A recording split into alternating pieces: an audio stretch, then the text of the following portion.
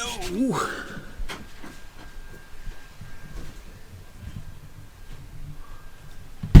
So, I'm gonna be live analyzing this, and I'm gonna let you know my thoughts. And compare it to Malnourished, who is Challenger, so who should know a thing or two. Challenger mid, by the way, so should know a thing or two that I might not.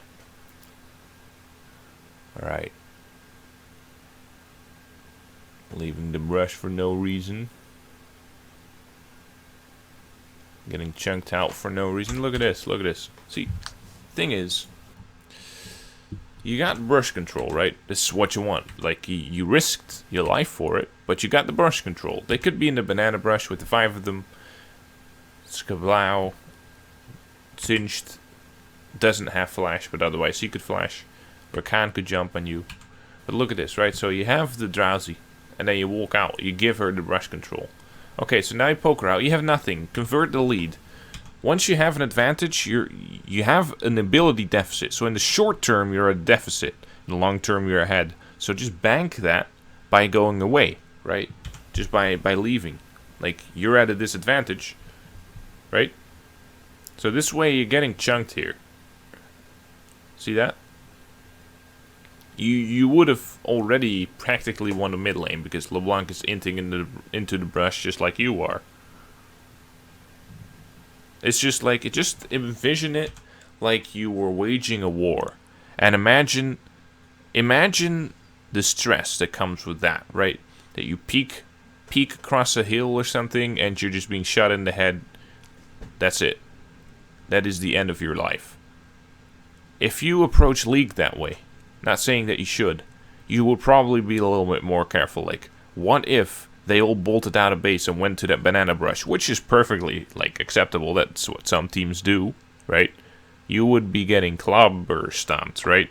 So, gotta make sure that you assume the worst case scenario when it comes to enemy pathing. Okay, so, well, you got the CS, so I can't complain about that.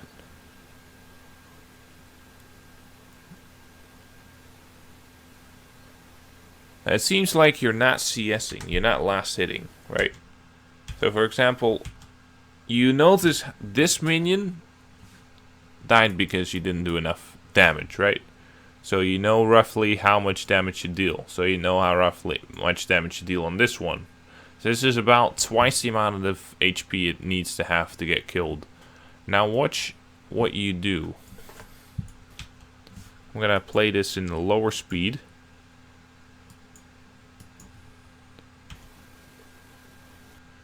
So right now, these three casters, look at these. There's one caster hit here, not 3, right? You need to wait until these casters are almost killed it, right? You can see these bullets come in, so you can just predict when that's gonna drop low and auto it so that you get the CS.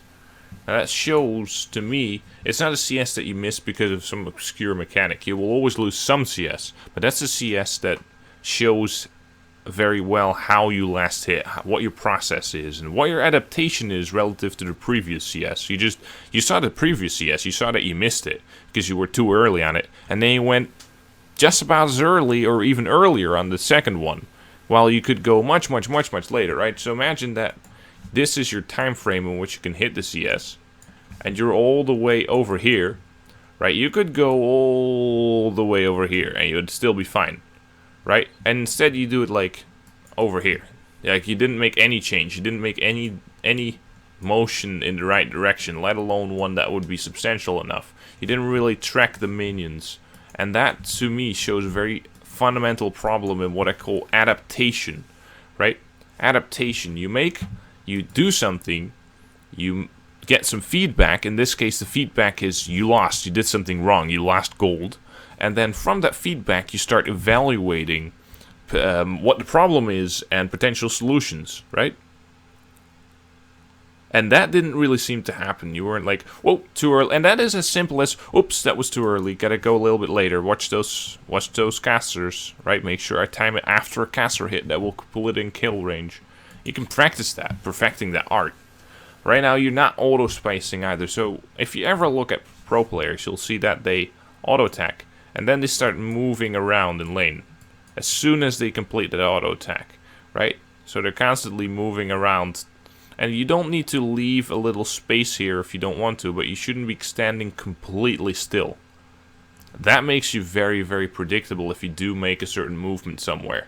You kind of want to hide your intentions by wiggling around in the spaces that you want to be in.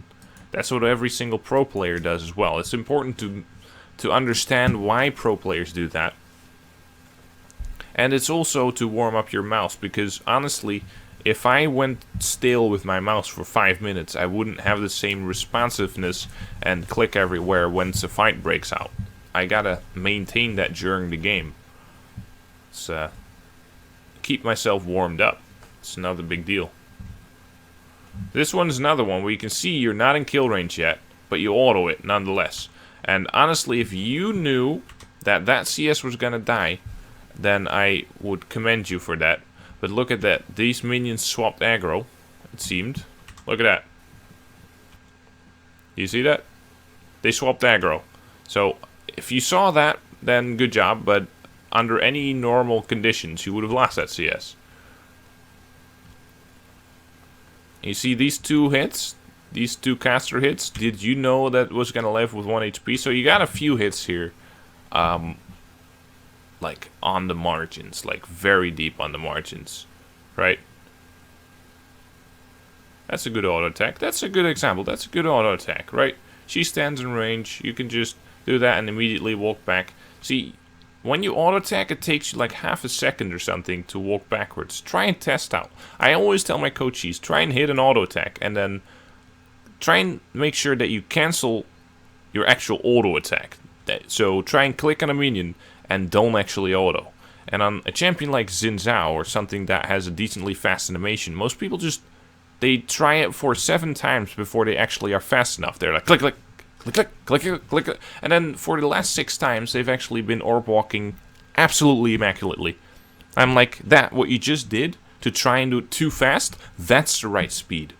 Your idea of way too fast, that's the right speed. And again, that's an adaptation thing. You need to get a sense of, I'm standing still, I'm rooting myself on every auto attack for half a second. How can I resolve that? Because that would be a huge problem if I played a champion that roots myself for every single time I auto for like half a second. I'd be like, how do I get, you know, how do I space around with this? So much of, oh, an error occurred. Okay.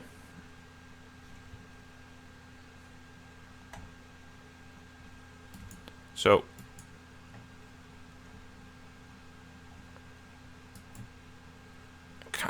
I notice Malnourished is going to be a little bit more in depth about the runes, the ability setups. He's probably going to talk about the warding and the ganking and the trading patterns that you use or that you don't use.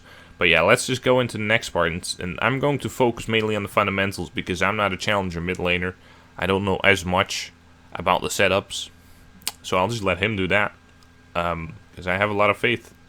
Anyway, so see you in the next one. Okay, so this is part 2, hopefully the final part. So we're just going to take another look. So one more fundamental property of wave management, even if you don't manage your wave, so you're not thinking about when you're gonna push, at least the more fundamental part is that you ward, that you gain some vision on the enemy jungler, so you get an idea where he is. For example, if you warded his raptors and they're up right now, what would that tell you? Alright, so since it's 2 minutes like and 30 seconds, at one point Jarvan would have had to have done red Krugs, which is very exceptional for a Jarvan. If you saw him leash, I didn't pay attention to that. I won't lie, I didn't pay attention to that. But if you saw him leash, you know that means he's still bot side, and he did, you know, he has to come in from the bot side right now, or else you'll see him on the Raptors once he transitions to top side, right? So you know which side you can kite towards, unless he does some sort of really weird sorcery that you don't need to worry about. See, these are the kind of this is a new wave coming in. This is where you have that time to ward. Even if you didn't manage your wave. Let's talk about wave management later, right? And here, as soon as he pulls in the flag, you want to be evaluating what happens next. Because if you need to flash, you need to do that as early as you can. So it's good that you get away here because he ends on the turret. But the most important part is you were gonna be toast, and you need to flash, right? Okay, for some reason this is just lagging or something. I don't know what's up with that, but that's not the point here. So, yeah, Malnourished, I also saw that he mentioned. I only saw a few things that he mentioned. For example, the ability starts and the runes. But again, I don't want to repeat what he's saying. So, obviously, I always recommend looking at u.gg, looking at Hyelo gameplay to figure out ability orders, to figure out runes and itemization. Yeah.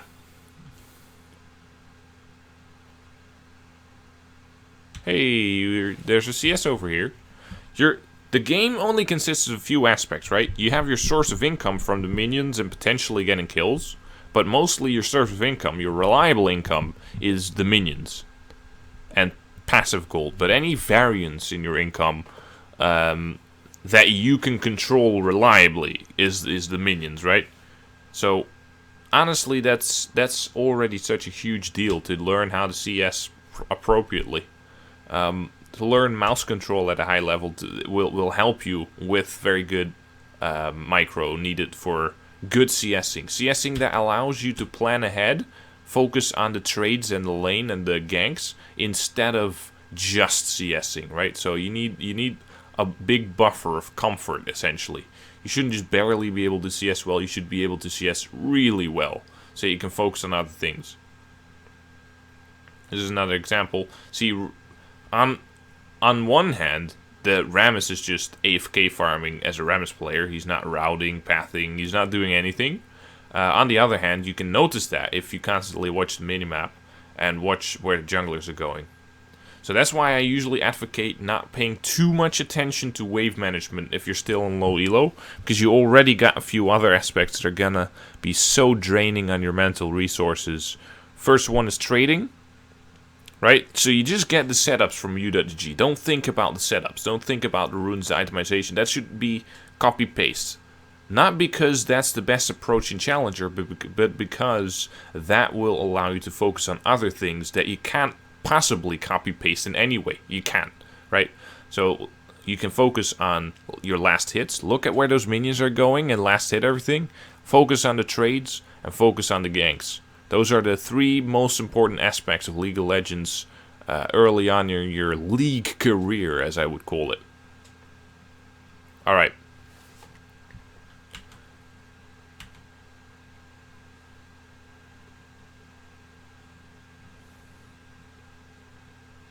See, this one, again, you're not auto-spacing, you're not thinking about the rhythm of your auto-attack. Auto-attack, walk around, auto-attack, walk around. And you have to adapt that to each champion. I don't know it by heart for each champion at each level, of course not. But you can feel it if you just see the auto-attacks twice, so you know roughly when you're going to get the next auto. You know the rhythm of these different things that are doing damage. You can start timing stuff. And if it's wrong, you get the feedback. Oh shit, that's a lot quicker than I expected. That's when you can start adjusting, right? Where you're like, oh, my auto attacks are a lot slower than I thought they were. Like, I thought I would get my second auto in. Stuff like that. You're kiting back here. That's great. That's marvelous. Like, that is exactly right. Now, you gotta make sure you get back to that wave ASAP. So, and don't, like... Again, right? You know your auto damage. You know you can see that this is not in kill range, right? That nothing is focusing it. All these minions walk past it. You see that little and then you move, right? You can literally, as the projectile is flying out, you can move, floop, and you can move. So you can do that a lot faster. Make sure you focus on that because that's going to determine how well you can trade. Which is one of the core pillars of the game, right? It's just a few details. Once you get those right. Okay, this is a horrible, horrible, horrible ward. Why doesn't he just go into Jarvan Jungle, for example? Why doesn't he actually try and find a gank setup? Why doesn't he just get a pink ward and try and gank the LeBlanc here, who's inevitably going to W in on this wave or do something silly like that?